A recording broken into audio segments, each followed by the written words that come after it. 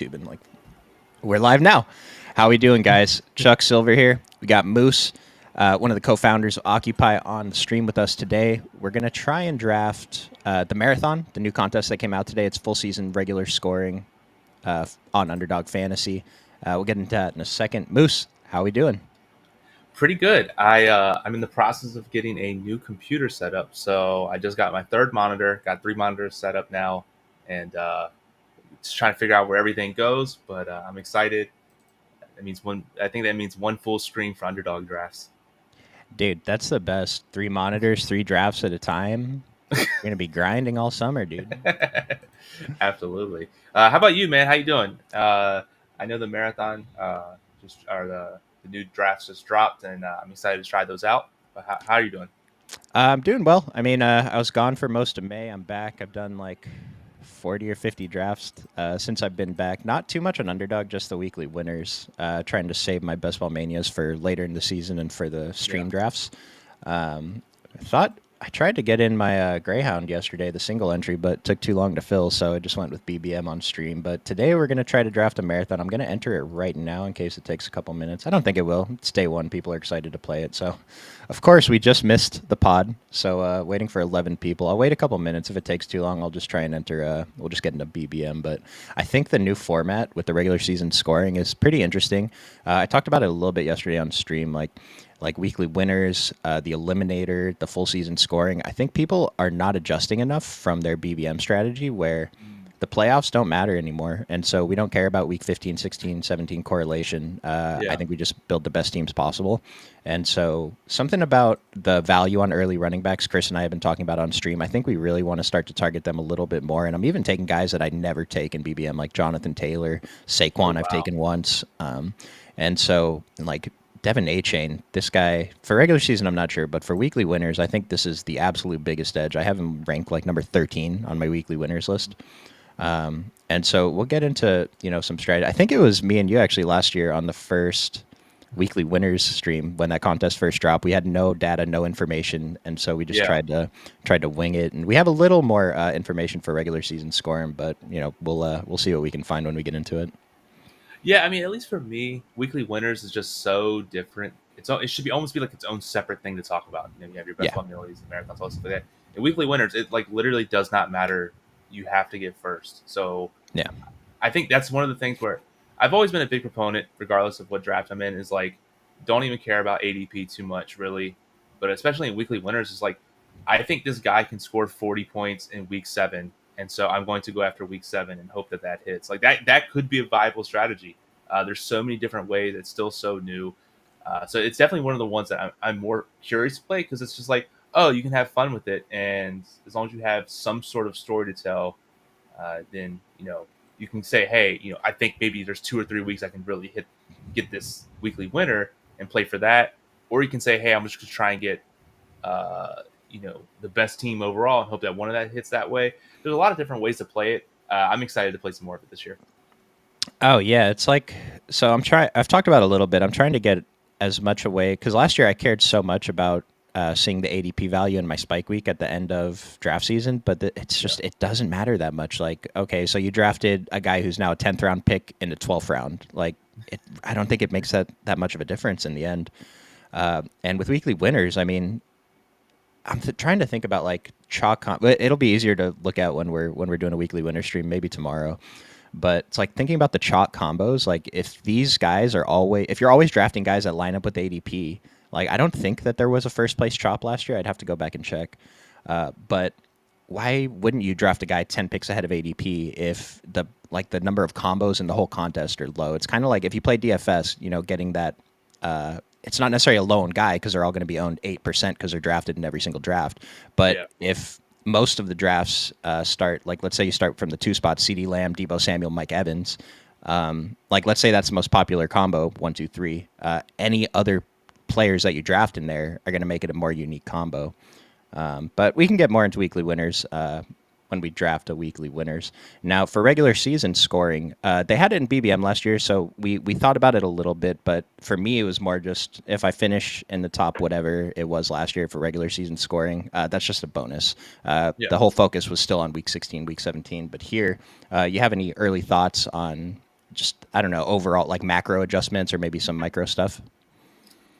I don't know. I'm still just it's still so early that I'm still just trying still just to getting into the use of things of it's been a couple months off just trying to get taking into draft. So I think the biggest thing for me is I think I was talking to Waleed about it. It's like I'm not trying just to have so much exposure on a small group of guys. I think last year I had a handful of guys over 40% in the the contests that I max entered.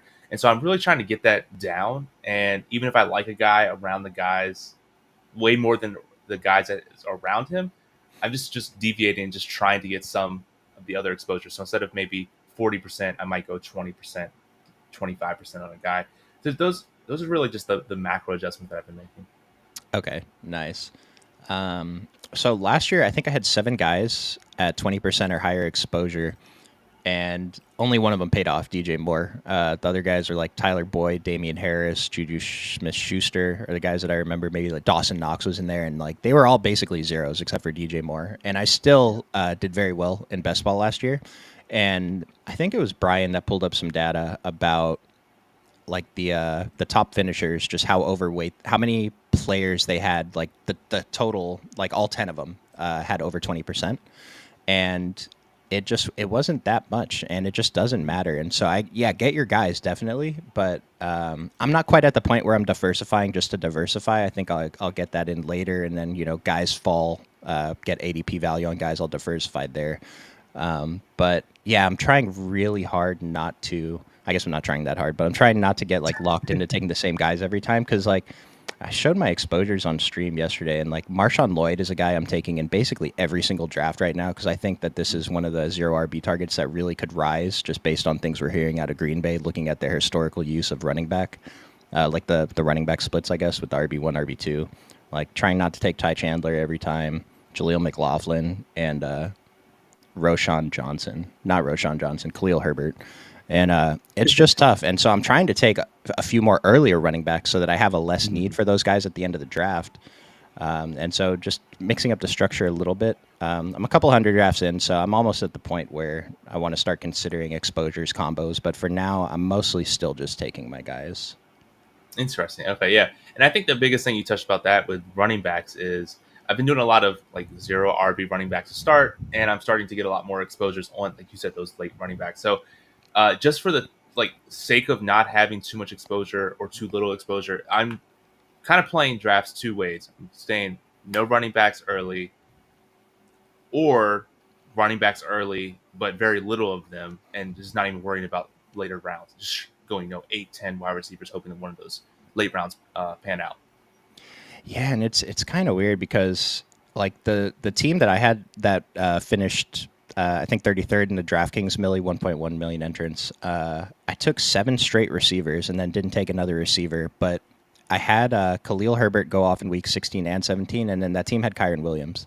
And so if I didn't have Kyron Williams, would I have even advanced? I'm not sure. Maybe Yeah. because the wide receivers that were in that draft all hit. So that was like my favorite draft. It was great that it ended up being my like most successful one.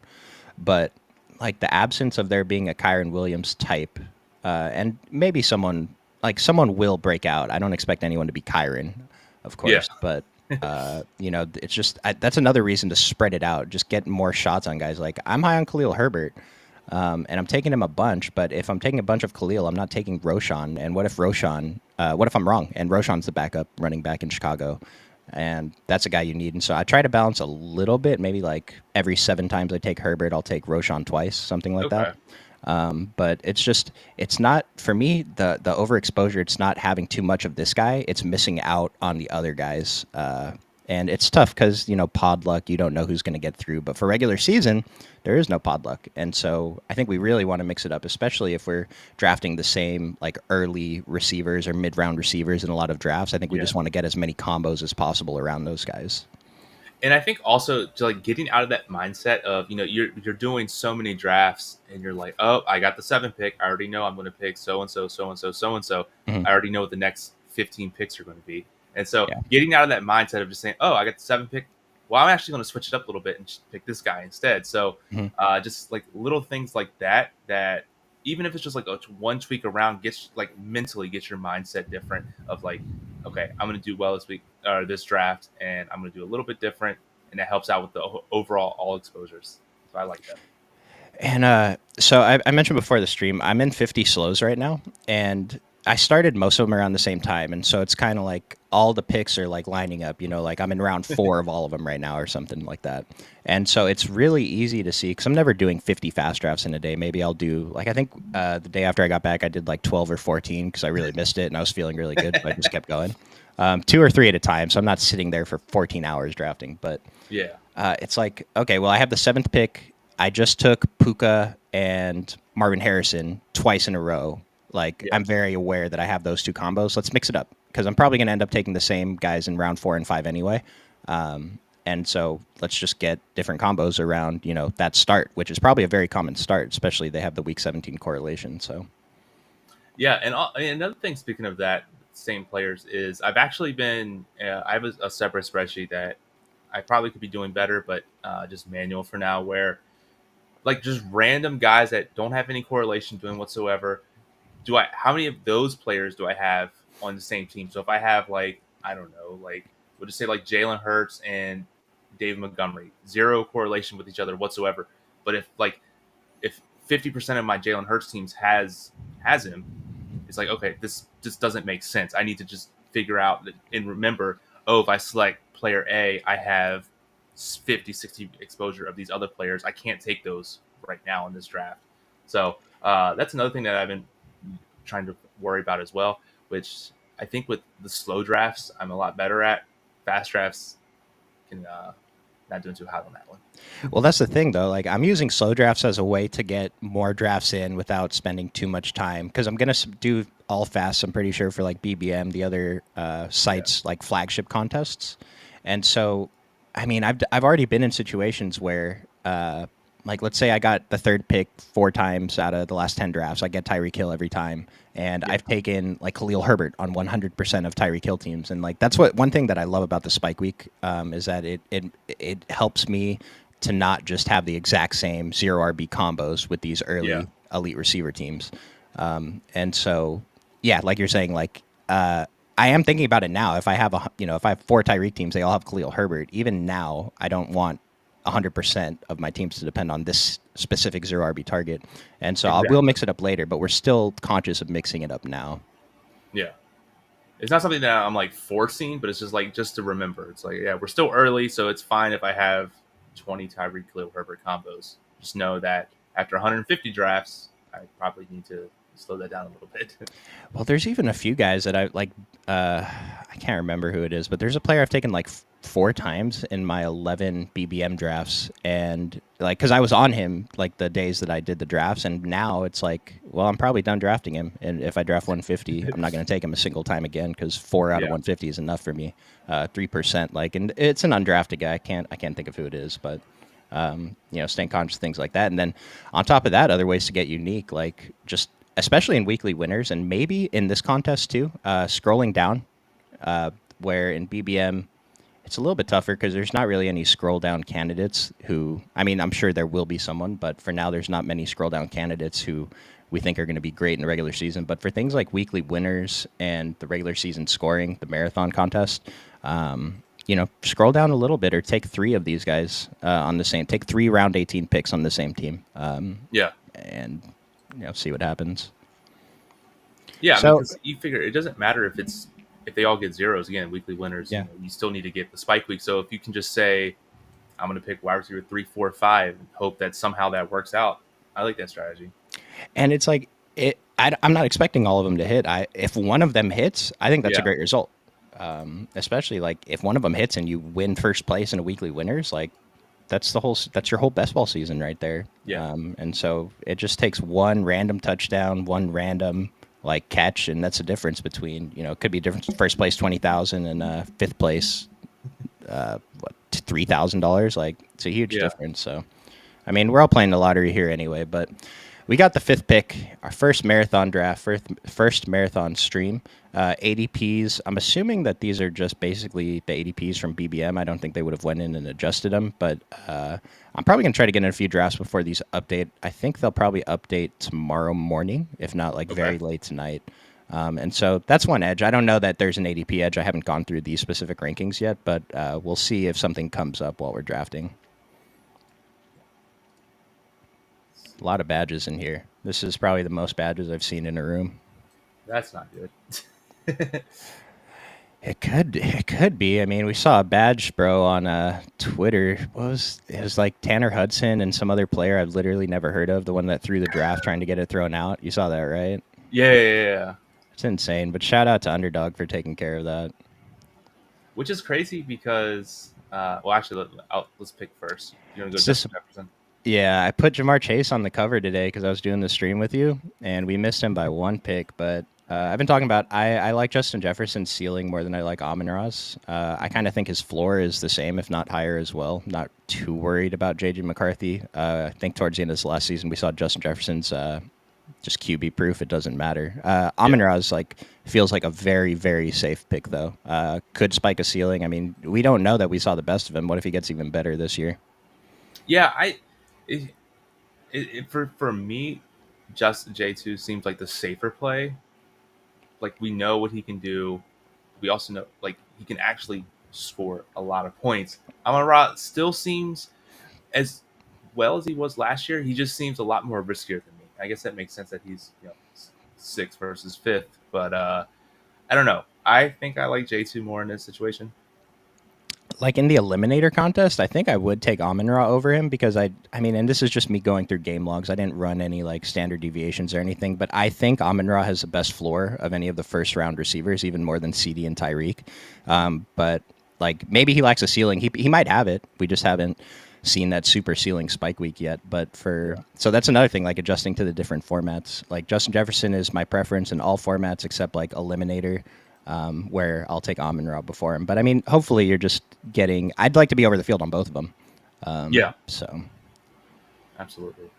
Yeah, it was funny when you talk about Underdog fixing the draft. I still remember. I can't remember if it was a badge person or not, but it was the one draft I had canceled last year. The guy drafted 12 straight quarterbacks, and like three people didn't even fit the criteria to form a team. So very quickly, Underdog.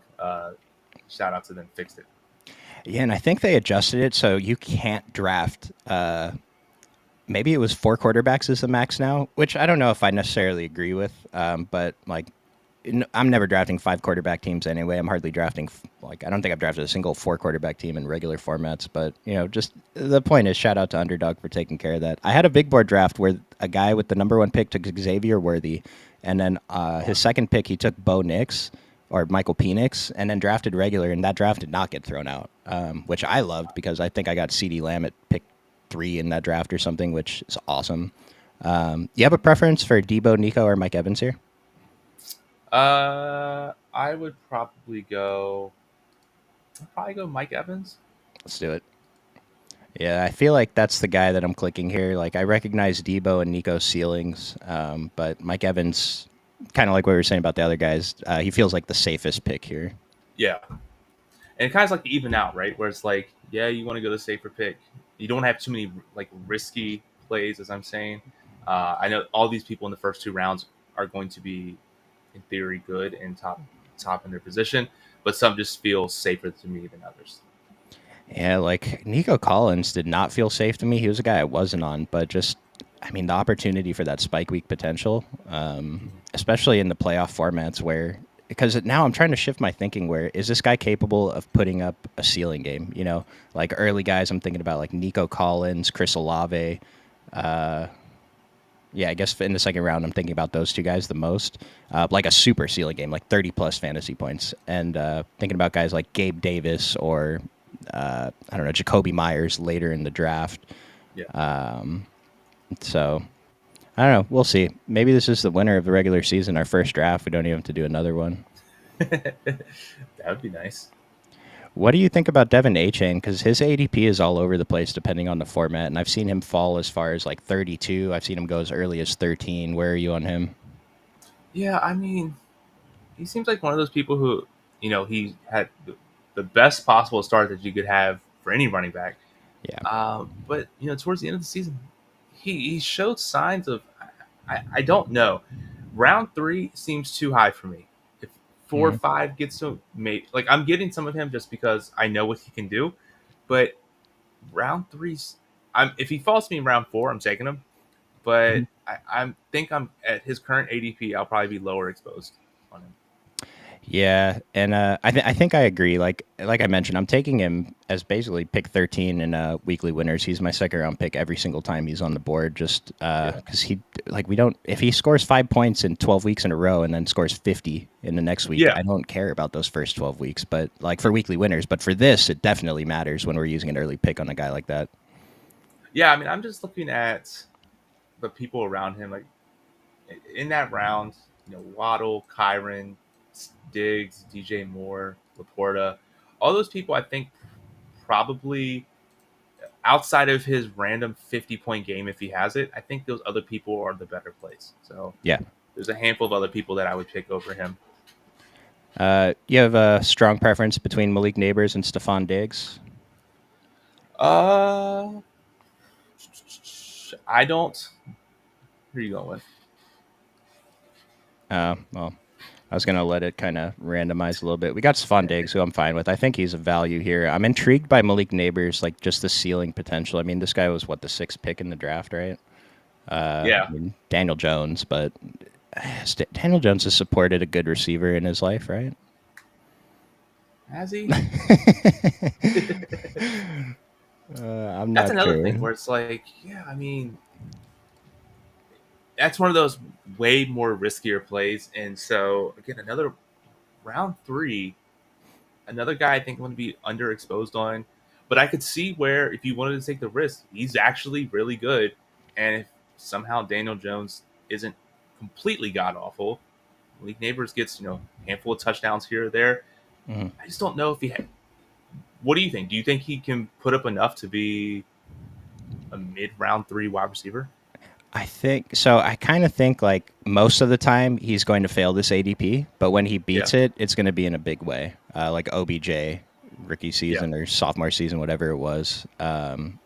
But the other thing too is like considering. So we have Marvin Harrison going 14. I talked about on stream yesterday. I think it's too high, but again, I understand like you're paying for that spike week potential in the playoff week. So I think I'm probably not going to be drafting him too much in this specific contest. But like thinking about past years, like Jamar Chase, was he the first receiver off the board when he got drafted? I think so. But he Yeah. either way, he was like a top 10 pick, and he was going like round 4 or 5, maybe around 6, his rookie year, and that was I think that was the top receiver being drafted, rookie receiver being drafted, and now we have the top rookie receiver going in early second, the second best rookie receiver going effectively early third, and so I know wide receivers are being pushed up, and so that's probably has a little to do with it, but. I don't know. Is it a little bit of an overreaction to the rookies? Because it seems like they're going higher and higher every year. Yeah. I mean, I think so. And I think more people are going in on the zero running back strategy, drafting more wide receivers, taking bigger risks. Again, I think it's you said it perfectly. It's one of those things where we're not entirely sure, but if they beat their ADP, they're going to absolutely smash it. Yeah. Um, yeah, it's tough for me to click. I'll do it a couple times, but again, I think most of these very early rookie wide receivers I'm going to be underexposed on. Yeah, I agree. And but like the when I click them, the way I justify it in my head is like, do I think this guy's capable of putting up 20 plus in a playoff week? If the answer is yes, then I can justify clicking him in the Yeah. playoff formats. Doesn't matter here. We're in the marathon zone. Shuba in the chat, happy to have you. Yeah, first one. It's less than 1% filled. Looks like people are pretty excited to get in it though. 1,300 entrants. It's been out a couple hours, so pretty happy. Tank Dell, like Malik Neighbors made it to 41, dude. I was about to take him at pick Wow. 28. Like I think this is. I would be thrilled to pick him at pick 41. Oh yeah. You have a strong preference here: T. Higgins, Trey McBride, Pickens, Pacheco, Cooper. Somehow I've been ending up on a lot of George Pickens. I think I need to diversify, but if we want to go with them this week or this pick weekend, I am gonna go. I asked you for your opinion, and I just took Isaiah Pacheco anyway. that's fine. Um, but I've been cool taking four straight receivers. I've been trying to mix in, like I mentioned at the beginning of the stream, trying to mix in one running back or elite tight end in the first 5 rounds. So it's listening to some other smart people talk about best ball and diving into data, and it's just a question of diminishing returns. And so I still want 5 elite receivers for the finals of Best Ball Mania, right? Yeah. Like that's what worked for me last year. I had 6 healthy elite receivers in the DraftKings final, and 5 of them went off. So one of them didn't even make the roster, which is a good problem to have. Yeah. And I don't know, just having that anchor running back feels really good when we're also going to get a bunch of, because like if I miss on Pacheco, I'm not taking a running back until maybe, like sometimes I'll take Kamara. I think he's a fine pick. Like Ramondre, I'm coming back around on. But a lot of times I'm just taking 2 or 3 of the guys in this range. And I think these guys are all great. Half of them are starters, if not more than half. But like a guy like Isaiah Pacheco specifically, I think it's such a value being on the Chiefs. Like I mentioned yesterday on stream, wasn't CEH going like 13th overall his rookie year just because he was a Yeah. running back on the Chiefs? And now we're Yeah. getting a guy who we know is good at football, who did not really get hurt in the 4th round, and it just feels really good. Yeah, and it's one of those things where, especially in the marathon, where you need cumulative scoring. Like Pacheco, I definitely see it. He's a guy that can get you enough points each week to kind of like be your start of your running back core. Hmm. So, and it's a little different with the cumulative weeks versus weekly winner, best ball, and stuff. I do think you need to have some sort of solid core for each position and to justify it of who's going to be the person that can get me my 10, 15, probably 20 points a week. I think Pacheco fits that bill. You have a preference at any of these top guys? Like I could be talked into Kincaid, but I'm looking at Keenan Allen or Terry McLaurin. Let's go Keenan Allen. Okay. I've been taking Keenan Allen so much, dude, and I didn't think I was in on him, but at this price, it's like what we were saying with the rookies. Like, I think it'll be hard for Keenan Allen to miss his ADP, and I think there's a decent chance that he beats it by a bit. Yeah. Now back to McLaurin. I'm curious, what are your thoughts like about him? Like, what's your outlook this season? Because we've seen what he can do, Hmm. and he hasn't had the best quarterbacks as well. So I'm curious what your thought is on his season. If Keenan Allen wasn't there, to me, like I'm super high on Jaden Reed. I've talked about it a bunch, Yeah. but McLaurin is the auto pick in the mid 50s for me. Like I'm taking him before pick 50 sometimes if the guy I don't like is there. I'm not sure about Jaden Daniels. I haven't looked into too much of his like how good of a passer he actually is. Like for fantasy purposes, I understand that he's probably a good rusher, and so could he be like Anthony Richardson from last year before he got injured? Maybe. Yeah. But I guess I'm in on the Washington offense overall, though, because I really like Brian Robinson. I came around on Austin Eckler. I'm drafting the rookie Ben Sano. I haven't been drafting Jaden Daniels too much, but I think that's something that's missing in my portfolio. Yeah, I mean he's going round 9. ADP is 103 in the best ball mania. I think that's justifiable. Where if you do draft Terry, I mean he may not necessarily be your quarterback one, but McLaurin and Daniels, I think that's a good combo. At once you start getting to round 9, the double digit rounds, kind of a crapshoot. At least for me, I'm trying just to get correlation, get guys that I want exposure to. Uh, Not really taking too many stands at that point, just taking shots, and I think he fits the bill in all of that. It's like I have McLaurin in the same tier as Amari Cooper and Christian Kirk.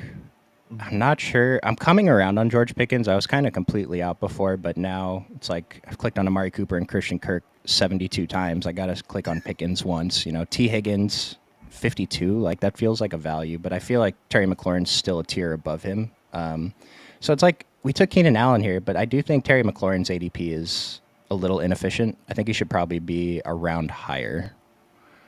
I can see that. Yeah. Yeah, I mean, because it's like, especially if, like, let's say we took 2 early receivers, or like we're in this Christian McCaffrey spot. It feels really good to get Terry McLaurin in round 5. It feels better when he's like your wide receiver 3 or 4 rather than your wide receiver 2. Yeah. But I don't know. Is this a guy that we've been kind of hoping breaks out for a couple years now? And I do agree, like he has a talent. He has a cool nickname, Scary Terry, but he just hasn't shown it. Yeah, and I mean, you've seen bits and pieces of it throughout games, throughout weeks, stuff like that, where it's like, man, if he just did that all the time, he'd be Hmm. a round one single digit ADP. Yeah. And I don't know if it's the team, the quarterback, field, whatever, but I don't know. It's just one of those guys where he just he's not always there. And I think for me, that makes him a great weekly winners, like a weekly winners or a best ball mania play, Yeah. where he can pop off for 25, 30 points on a given week. Yeah. And it's like, I don't know if I have Calvin Ridley in that tier, but after that, like I've mentioned, I like Jaden Reed. I see him as more of a glue guy, kind of similar to like Jacoby Myers. Like if I need a receiver, he's probably not going to kill me. I'm still not sure if he's a wide receiver one or Christian Watson. I think Jaden Reed's probably the better player, but Christian Watson hasn't been on the field. But it's just Terry's seems a lot better. I was hoping we were going to get Hollywood Brown here. Love that they changed his name in the draft to Hollywood. And I'm going to go with George Kittle here. And it's Okay. like I'm pretty high on Addison, but I have four really good receivers. This is regular season scoring. George Kittle is just, to me, it's just not even comparable to these other tight ends. And we're getting him at pick 68. Feels insane. Yeah, I mean, at what point do you just say, I need, like, yeah, this is a completely different format where you're going to need, again, like a core for each position. Mhm. So it changes it a little bit where it's like, yeah, I know George Kittle's going to put up 10, 15 points a game, where I'm going to need at least two other tight ends to get there. It's like, let me just draft him. And again, we're at the point now where it's like, let's just get a core and hope that these late guys really pop off. Yeah, and it's like, so if we were drafting BBM, I might pass up on running backs a little bit longer since I have my anchor Yeah. running back. But here, like, I want a good starter from week one as my second running back, probably as my third running back too, like a Brian Robinson type. I mean, I said starter. We don't know if he's a starter, but Yeah. we know he's going to see the field, right? Yeah, you don't want to have to like be biting your fingernails. Like, dude, all six of my running backs haven't gotten a snap, and it's the third quarter. Like, I need somebody to do something. Like, you need points. So Well, especially because if you're in that situation, you probably took six early receivers, and yeah, you're going to have four of them hit your lineup, and two of them also went off, but they do nothing for you. While the running backs hitting your lineup, scored 7 fantasy points, and it just like that diminishing returns thing I mentioned. So yeah, it's just we got to think about it differently in the marathon contest. I mean, Chris Godwin is staring at me here. Seems like a pretty decent pick for this format. you already got Mike Evans, so We a do little have Mike correlation Evans. on there.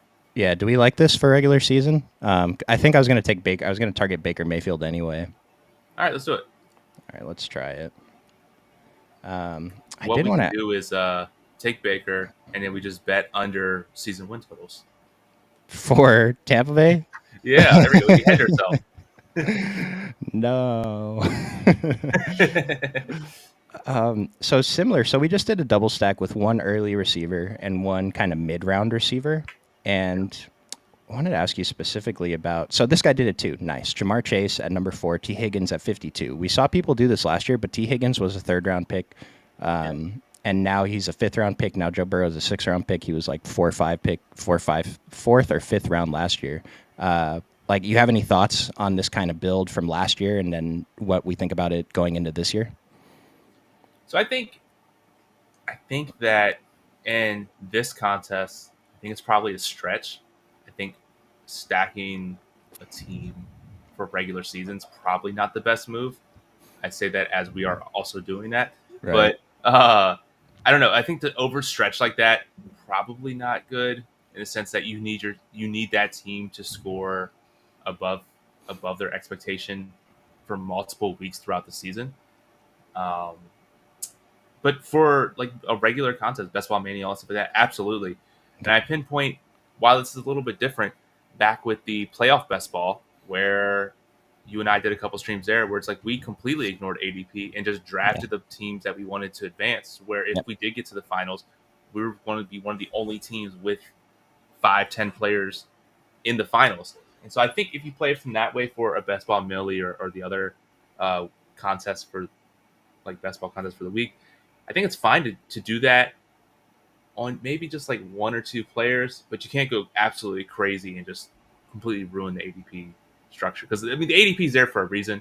Yeah. So I think like, again, like how the guy did it with Cincinnati is fine. I'm not saying that as a Bengals fan. I think us doing it with Tampa Bay is fine, but not doing it for for doing that for every player that you like or mini stack that you like, is probably not the right way to go. And I do want to point out it is different because so it's better than last year with Cincinnati because last year it was a round 1, round 3, and round 4 or 5 pick for 3 players from one team. Where this year, I mean, round 1, round 5, and 6, it seems a lot better. And then like what we did, round 2 pick with Mike Evans, round 7 Chris Godwin, and then we'll probably get Baker Mayfield in like round 14. Yeah. Like that seems fine because I actually have a lot of double stacks. I was talking with Eric Polson about this, one of our NBA guys, and he's like, he messaged me, "Is it just too easy to get a double stack with every team?" Because we're both super high on Green Bay. I think that's Okay. both of our main targets. And I just every time I have a Green Bay team, I'm always double stacking like either Jaden Reed or Christian Watson. I have both of them on a couple teams.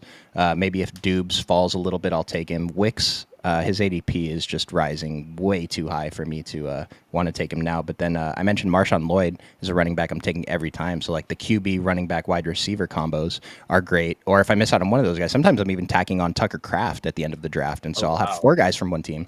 But it's like, so Jordan Love is going around pick 100, so that's around 9, and then Jaden Reed Yeah. or Christian Watson round 5 or 7. But then like Marshawn Lloyd and Tucker Kraft is free. I'm getting Tucker Kraft in the last round. He's my highest drafted tight end. And another guy I'm not confident. Like I think he's going to start. Obviously, I'm clicking on him, but I don't Yeah. know. And so it's a lot different when you're using like these back end picks to super stack teams. Yeah, and I like it better for teams like Green Bay, where I have it up on here on the Occupy Fantasy dashboard, where multiple players are in these late double digit rounds, where it's like, okay, I know I can just pick however I need to pick, and you can spread it out. So if you're going to have, let's say 10 drafts where you're stacking Green Bay, they don't have to be the same 10 stack or try and finagle it to figure out its way. It's like, oh, Kraft and Musgrave are both going super late in the draft. In drafts, I can just pick whichever one I want, do however I need to do it, and it's like pick your poison, I guess. So you can spread yourself more, like so you're not spreading yourself so thin on just one individual 3 players. Mm-hmm. Like all these Mm-hmm. players for Green Bay, we think they can play. So I think just spreading it out over more players that like on a team like Green Bay that can score is great. So shoot. Now that I'm looking at it, man, you got me excited. I can't even talk. You got me excited, so excited about Green Bay.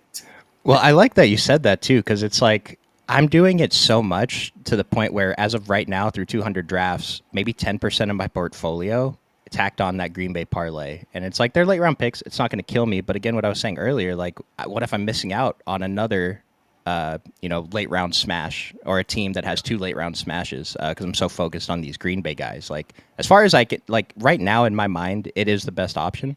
And I'm just hoping that later in the summer something else pops up and I can start to diversify off from there.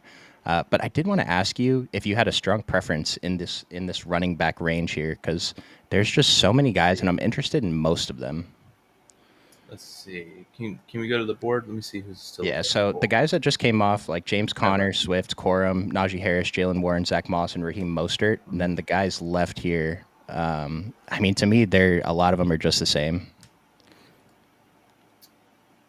Let's see here. Man, there's a lot of good players there. Yeah. You know who's popping for me? This might be terrible, but what's your thought on Devin Singletary? I think he's a workhorse in New York, and so I like his role. I don't know Yeah. how their offense is going to be, but he feels good to click on in this range, though. Yeah, I mean, you can you can like make the sense of like, oh, like everyone else in that range that you just talked about, you can feel kind of gross. There's like a negative thing around it. Yeah. But with Singletary, it's like, okay, there's some negative around it, but I feel good clicking him. So Well, the thing is, it seems like, as far as we know, we can be most confident in him being the starter, right? Like yeah, Najee Harris and Jalen Warren. I'm clicking both. I don't have a strong preference. I did mention I think that they run Najee into the ground since they declined his option. But like Zach Moss, starter for Cincinnati, this is probably value. Raheem Mostert led the whole league in touchdowns last year, right? Yeah.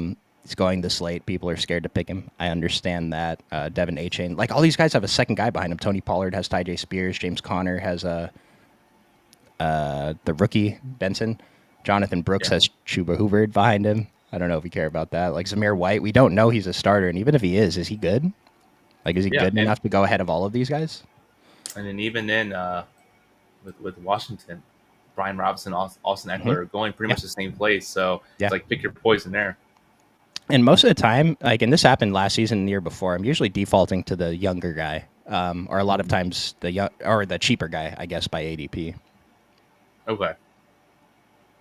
Like, I mean, the one that burned me last year, Damian Harris, I thought was backup running back, and then unfortunately he got hurt, but it didn't look like he was going to pay off anyway. And then AJ Yeah. Dillon was the other one that did not work out at all. And so it's like some of my late running back takes are not going to work. Like, what if Javonte is really good, another year removed from the injury, and all my Jaleel McLaughlin shares are just dead? Or what if DeAndre Swift is the guy that we were hoping he was going to be the last couple of seasons? Like, DeAndre Swift was a first-round pick 2 years ago. Yeah. And now he's on a high-powered offense going in round 8. Like, I still think he's a good pick at that range. Absolutely. I mean, anytime you can say, like, if you look, we back to like the Terry McLaurin thing, where if you can have a guy and say, oh, I know what he can do. He's on an offense and he has moments where he looks really good. You can get that person in round 10 plus 9, 10. I'm taking them all the time. Like, Yeah. I'm totally fine clicking them. Yeah. Like, and that's the other thing, like balancing it out. Like, I prefer Robinson over Eckler, but I've started adding Eckler. I prefer Pollard over Ty J. I'm clicking Ty J. Like, I don't have a strong preference between Warren and Harris. Kind of just mix it up every time, but I don't know. I just want to give myself shots. Makes sense. Which Now, is- speaking of like our picks coming up and actually thinking about that now, I've just been seeing some quarterbacks taken off the board for the week for something like this where it's regular scoring through the whole week. Kind of, is that changing your quarterback approach as well? I know we talked about targeting Baker. I think so. I'm not sure though. Like, I might be more inclined to take 3 quarterbacks here. Like, especially if I'm expecting Baker to be my QB1, JJ McCarthy my QB2, and then like in the weekly winners, I'm tacking on Justin Fields or Daniel Jones, and probably half has one or the other. You want to go Singletary here, past ADP? Yeah, let's do it. Yeah. Yeah, if he was gone, I was going to take Brian Robinson. I still might take Brian Robinson if he's there in 8 picks. Not expecting him to be. Otherwise, I'll probably go with Jacoby, or I might mix it up with Josh Palmer. I'm kind of intrigued by like his ADP, and I think Justin Herbert. He went a little early here, but Justin Herbert I think is very powerful in these type of formats. Like you were just asking about quarterbacks. Like, especially in weekly winners, Justin Herbert's going like down here in round 12, and it just seems wrong because, okay, his weapons suck, the offense sucks, but what if it doesn't? You know, we know Justin Herbert is probably good at football, right? Yeah. I mean, so many times last season in DFS, we were high on them, and it worked out. And we knew that sometimes they would put up 30, 40 points. It's like, yeah, they're a high-powered offense. And so if they can just somehow go back to that, that would be great. Like, there's a lot of times where, like, here it's easy because these are all late round quarterbacks, Minnesota and Tampa Bay. But a lot of times I'll be, in this range of the draft, and all of my elite receivers quarterbacks are taken, where, okay, now we have to think about backstacking. And Justin Herbert feels like the easiest one. Like, Trevor Lawrence, you can get Gabe Davis after, so that's probably okay. But like Herbert, I mean, maybe you miss out on Josh Palmer, but you can still add DJ Shark, the rookie Brendan Rice. Do they have another Quentin? I'm not drafting Quentin Johnson, but he's, the possibility exists. Like, Tua, I'm never going to take naked. But, like, are there any other guys that, like, even Brock Purdy, you can't really take naked because there's no one to draft with him afterwards? Yeah, I was just looking, like, Kirk Cousins came up because there are some people late that you could take after him. Darnell Mooney. Mm-hmm. But, like, yeah, that actually feels gross the more that I talk about it. Is Rondale Moore in Atlanta? Yeah, or Rondale Moore. Just get a back double stack with those guys. It's disgusting. I'm pretty low on Drake London though, so it doesn't sound awful. Yeah. I shouldn't say I'm low on Drake London. I am not taking him at ADP. Okay. He's a fine player, but this is aggressive. Yeah, I mean, I think I was talking to Waleed about this the other day, where it's like I literally go back and forth with this every single day. It's like ADP is a powerful tool. We should be following to some extent, but to lock up one of the first two rounds, they got to be like elite players or have elite upside. He Hmm. doesn't fit either one of those. Like, Yeah, yeah. It's like he had a spike week last year. He was on my regular season team. I know this because he put up zeros a lot of the other weeks. But I said this with kind of Nico Collins on a stream with Chris. Like, okay, so let's say I don't know what his actual ADP is, but let's say ADP 17 for Drake London. Like, how high are we expecting him to finish? Because we still want these guys to have a chance to beat their ADPs, right? Like, we're not yeah, drafting Devontae Adams at 18, hoping he finishes at ADP 18. We're hoping he finishes at ADP 12, and we get a value on it. Like, hmm what are the chances Drake London beats all of these guys and beats his ADP 17? And I don't think it's as high as anyone else in the second round around him. Maybe Marvin which is Harrison. crazy because he's actually rising. His ADP, checking on the Occupy tracker, ADP 14.8. Okay, so he actually fell in this regular season. We'll see how the ADPs affect it. Yeah. But yeah, like, what are we doing? I don't know. But what's weird is it's kind of like a gap, right? You have Marvin Harrison Jr. at 13.7, Drake London at 14, and then no one else really. A handful of running backs in both directions. So it's kind of like, do I want Marvin Harrison Jr.? We don't know what he's going to do. Drake London's not the best. It's like, crap. Well, I like or not drafting running backs early, but you're not leaving me with a good choice. So uh, that whole like 12 to 16, 17 just seems gross. Yeah, it kind of feels like there's no true second round this year. It's like Yeah. everyone just has 2 third-round picks, and so that's another reason. Like, mix it up. Like, what if you're at pick 19, you take DJ Moore and Michael Pittman? Like, it doesn't. Yeah, at first glance, that might sound bad, but that's going to be a very rare combo unless Michael Pittman falls to like round 4, which I have seen. So maybe that's a bad Mhm. example, but just get combos of get 2 guys from round 3 who normally don't get drafted together, especially in a contest like this, regular season or weekly winners. It's a lot more powerful. Oh, absolutely. Let me see. I was trying to see if there was anybody that was like remotely close or like on the same team that you could take. Like, just ignore the ADP for a little bit. I don't see too much. No, so ignore me. Yeah. Brandon Cooks. I know Yeah. your brother was pretty high on Brandon Cooks last year, and I'm not necessarily out on him, but I feel like I'd just rather click everyone else around him. Josh Downs seems awesome at this ADP too.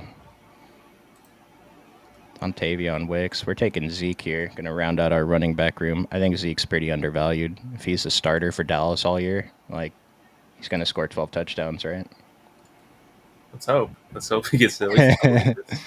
But either way, 11 picks past ADP, like, he feels way better than any of these other guys. Like, Jerome Ford, I think, is great. Let's say you're weak at running back, because I think he probably starts the season, right, and gets most of the work till Nick Chubb starts working back in. And so this is a good guy to target if you're pretty weak at early running back. Yeah, it's like another thing I mentioned too, where it's like we know Zeke as bad as he was, but we know what he can be. He's got like that veteran mentality of him, where it's like I'm fine clicking on him. He knows he can get the work done. Mm-hmm. So yeah, I mean at this point in time, I would take him absolutely. Round what 12? Yeah, Yeah. And like I mentioned Dontavion Wicks earlier, like this is a little bit past ADP. I think he goes at 130.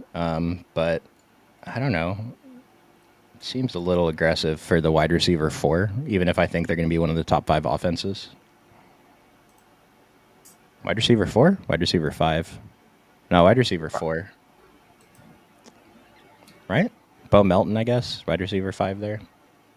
I think 5. Yeah, And Ben Sano went. I love tacking on Ben Sano on elite tight end teams. just what if he pays off? I mean, Chris got me on Ben Sano, so shout out to Chris for that one. But I mentioned this with Brock Bowers yesterday too. Like I've had some teams where my tight ends are Brock Bowers and Ben Sano, and it actually feels pretty good. Like sometimes I'll tack on Conklin or Tucker Craft at the end to just have kind of a floor. But like if one of those guys pays off, you have an elite tight end for really cheap. Yeah, and again, we just keep talking about this Washington team. I don't understand why, but I mean, we talked about Terry McLaurin being overexposed on him, Jaden Daniels being a good quarterback that you can get at double-digit rounds, and again, Benson is just one of those guys that when you get to round 14, you can just take a gamble, and if he gets to become a great tight end, you already have the pair with him. So if you take Jaden Daniels, absolutely, just say, what, I'll just have one. Easy, easy. Yeah, Yeah. 100%. Yeah. And so Do you that's like? one of those things where I could see like my spreadsheet saying, "Oh, you have like 80%, and 80% of your Jaden Daniel lineups you have Benson at." So Well, I was going to ask you. Do you like the pick already went through, but do you like Jermaine Burton? Do you have any insider thoughts on him? I don't have any notes listed over here, so probably no, Is which means that I the probably guy? need to look at him. Is he the one that had character issues and he fell in the draft because of poor interviews? Am I thinking of someone else? Uh, did he?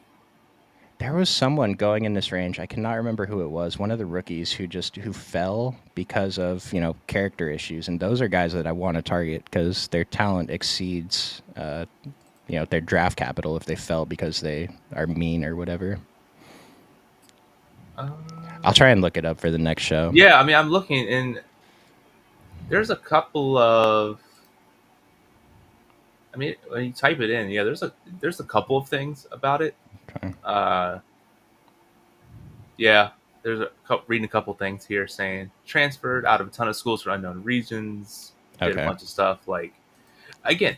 I I don't know how much so much so in like regular season, but if someone slides because of character issues or whatnot, and they're probably not going to get suspended, I don't mind taking them. Absolutely, like if their ADP is 60, let's say, and they do something dumb and it makes them drop 3 rounds.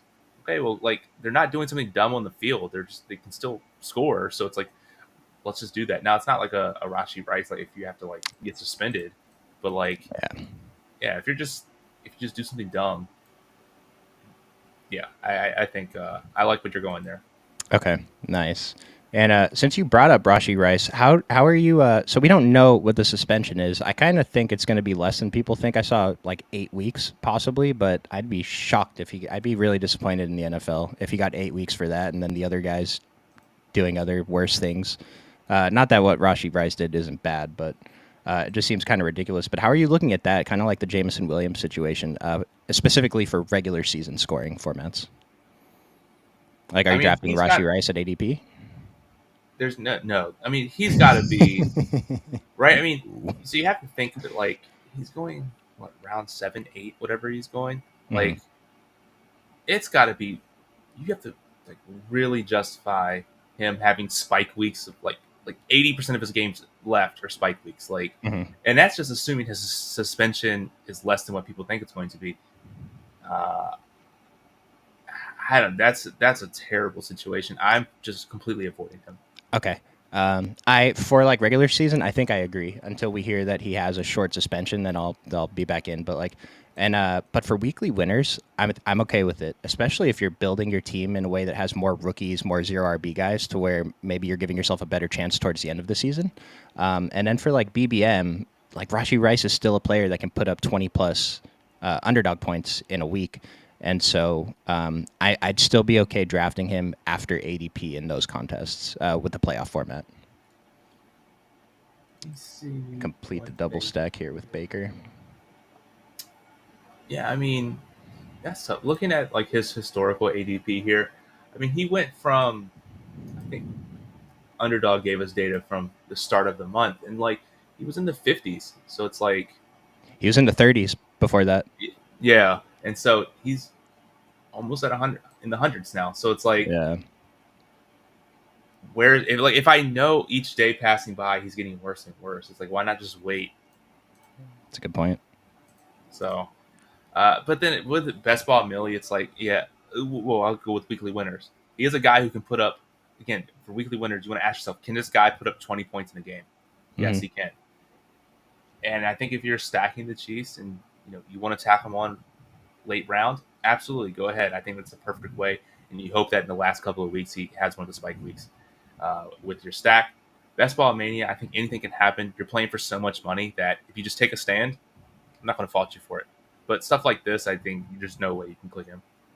Okay. Yeah. Well, for me, I drafted him a lot, uh, round 5 and earlier than round 5, and so I'm just trying to back off now, like you said, and I'll start drafting him when he falls a little bit more. Hopefully, before we get news that he's only suspended for 3 games and his ADP jumps back up to the 70s, something like that. Yeah. I think we just got to complete the tight end stack here, Oh yeah, right? let's go. Past Do ADP. it. I've been doing this a lot. I'm drafting so my top 3 quarterbacks I already mentioned. I'm drafting a lot of Daniel Jones and Justin Fields in like weekly Yeah. winners and season long. And drafters is 20 rounds versus the 18, so I don't know that I'll be doing it as much on Underdog. But in 20 round drafts, it's so easy to tack on those third quarterbacks that go towards the end. Who Yeah. we've seen them both score 30 plus in a week. But other than him, like Baker Mayfield and Jordan Love are my 2 most drafted quarterbacks, and Baker just seems free. Like Chris was touting him all last summer, and I was in on Yeah. him, but not quite as in on him as I could have been. And this year, it just like, what if he gets better? What if he turns into a top 5 quarterback as he gets older? Like he was a number 1 pick. He's good at football, and I've been high on Baker even before he went off last year. Yeah. But again, this Tampa Bay offense, like Mike Evans is going a lot higher than he was last year, but love all these pieces at cost. And I think like if you pull up the Buccaneers roster, it's like, oh, every player there is really good at football, and every one of these, Hmm. I think, literally every player here is capable of putting up its 20 plus points a Hmm. game in a single game. Hmm. All that has to go through the quarterback. So Baker, if any of these, if multiple players put up these spike weeks, Baker's going to be a part of it somehow. And so it's like, yeah, Baker seems like a free square for me. Round 14 ADP, I'm all over that.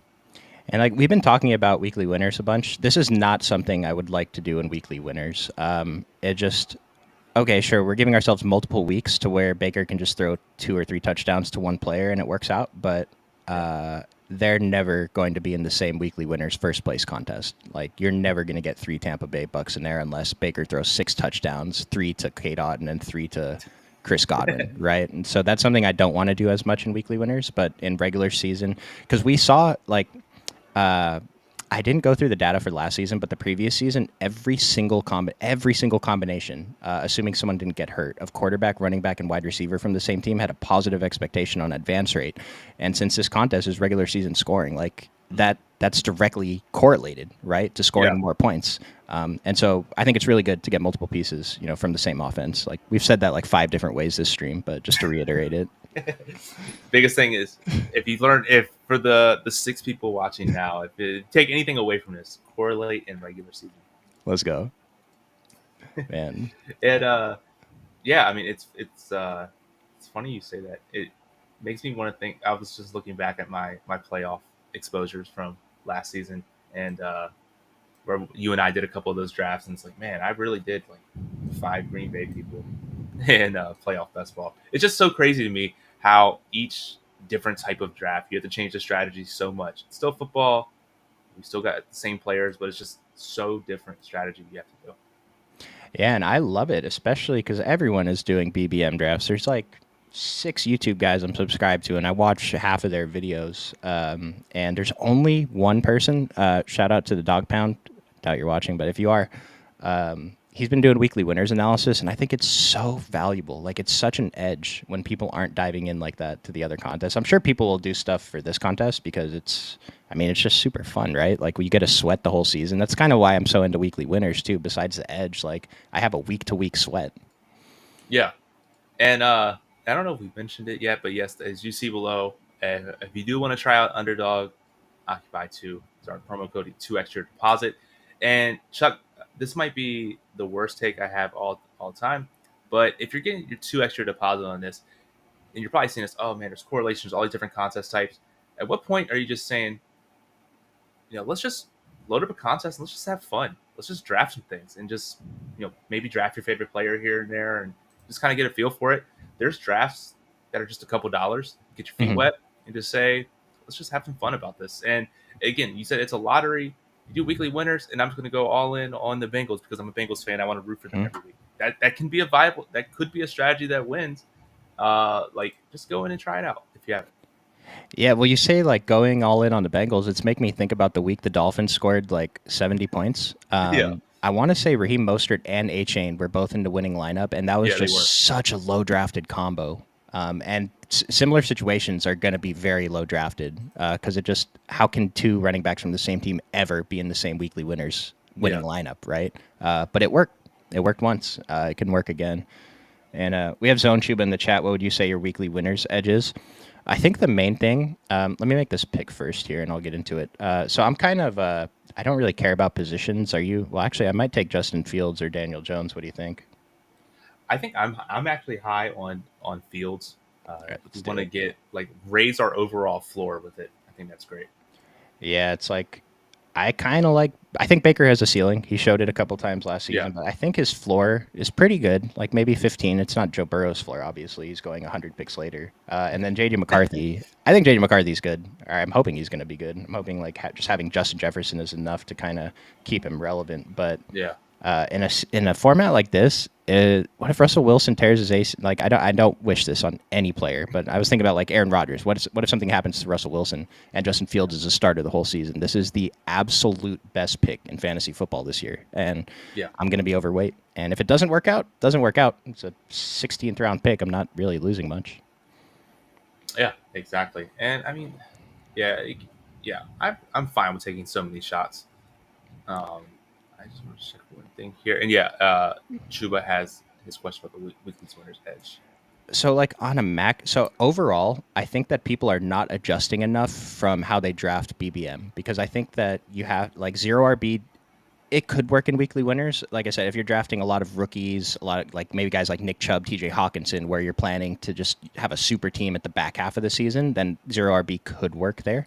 But I just like people are taking too many receivers early, probably overall. And I'm not saying it's incorrect, but especially in weekly winners, you probably don't want to have more than 3 receivers through 5 rounds. That channel I just mentioned, the Dog Pound, did a really good dive into it. And the optimal draft is 3 receivers through 5 rounds, 1 running back, and then probably an elite tight end. And I'm not drafting quarterbacks until late. So what they did was they took their 17 weeks of weekly winners. They took every team that finished in the top 10, so 170 teams.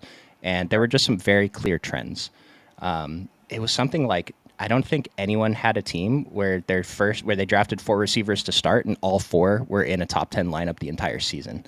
And so it's kind of like, like let's say this team was a weekly winners, like Justin Jefferson and Stephon Diggs hit the lineup. Chris Godwin hits the lineup. George Kittle hits the lineup. Pacheco hits the lineup, and then one of these random guys hits the lineup. Because one thing I was shocked about that there's not that many chops at the top because I feel like in 180,000 teams, like how's there not more than one person with the perfect lineup? But it's actually a lot harder to hit the nuts than you would think. Yeah, And so just overall, I'd say draft running backs a little bit earlier. Don't take more than 4 receivers through 5 rounds, and then target the high upside guys. Like who's a guy that I would take for floor?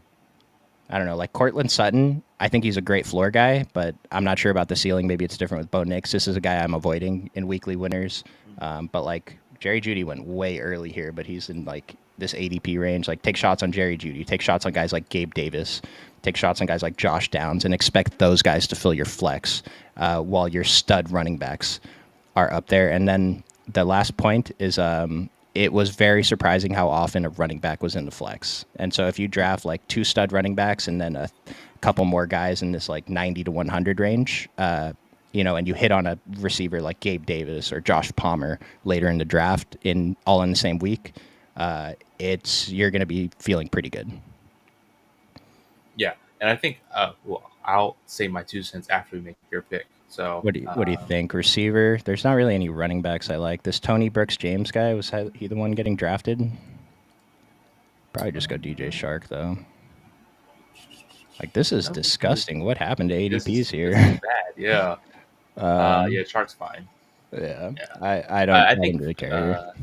yeah, it's fine. I think just to add on what you talked about for weekly winners, for me, when I'm looking at the guys that I'm trying to draft, it's just, can this guy put up 20 points any given game? Mhm. How does he do that? And if I'm like, I don't know, maybe he could if like these 8 things happen. I'm not clicking it. It's just like, who are the most high upside guys? Like you said, can they put up 20 points? Is it easy ish for them to put it up? Because it's hard, round 15. What guy can put up 20 points a game? But you're like, oh, he's on a high powered offense. He's got a good quarterback, and if he gets into a roll, catch 100 yards touchdown, he can get there. It's like, all right, yeah, that seems reasonable. But if he needs like 6 injuries and they're not on a good offense and he's slow, like, you basically have to tell the story. So tell the story. Can you score a lot of points here? And to add on to that, it was something like you'd be surprised how few ceiling games there actually were per week. And it might be like Tyreek, Jamar, and Justin Jefferson all went off. There's not going to be a single team in the contest that has all three of those players on the same team. Yeah, And so you got to find the later round guys to fill out the roster and kind of go off there. I don't know. This is kind of going a little bit overstream, but I'll find a good team to show as the okay, examples on our next weekly winners draft. But really appreciate you guys watching. I thought that was a really great stream. Love the discussion with you, Moose. Like got some gears turning, and we'll have to do more drafts together. Really enjoyed that. absolutely, yeah. I mean, the biggest thing for me, and we don't get the chance to do these streams too often, like from my size point. So I love to just be like, hey, how much can I pick your brain in this hour and a half that I'm with you? Let's just churn out ideas and see what happens. And so I love that part. Oh yeah, this has been great. And so I'm gonna do another stream tomorrow. Co-host is yet to be determined. We'll let you guys know what time that is. It's probably gonna be early afternoon though. Okay. You have any final words? Uh, have fun and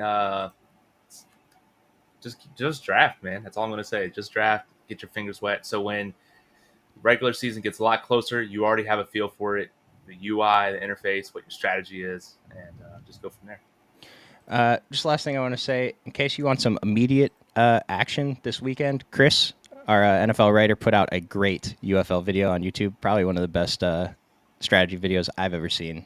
Entertainment at the very least. So go check that out. And we'll see you guys next time. Appreciate it. Thanks. See you guys.